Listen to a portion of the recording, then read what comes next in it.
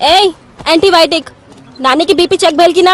हाँ काले चेक भइल रहे। काले चेक होई विटामिन। अच्छा ए इडियट, ये बतावा हमारे मल्टीविटामिन किसन बाड़े के मामा?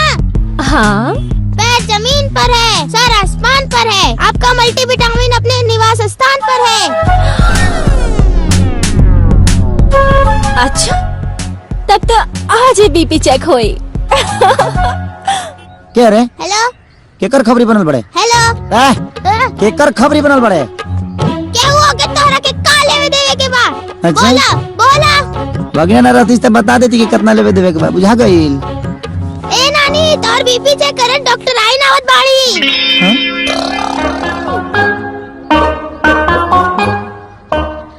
यहाँ आवे उससे पहले निकले के पड़ी।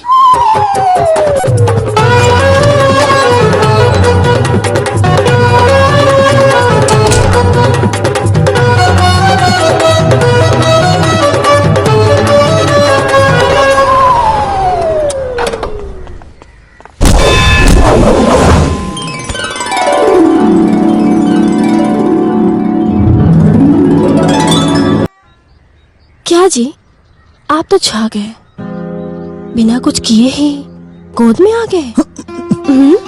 तेरे पीछे पागल हूँ जालिम, जाने कितने साल महीने से।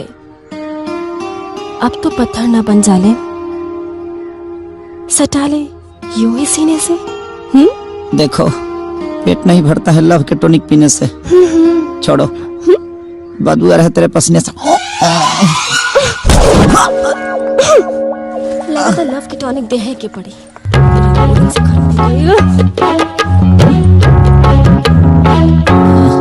माइट ना रही तो हादसा हो जाता आज।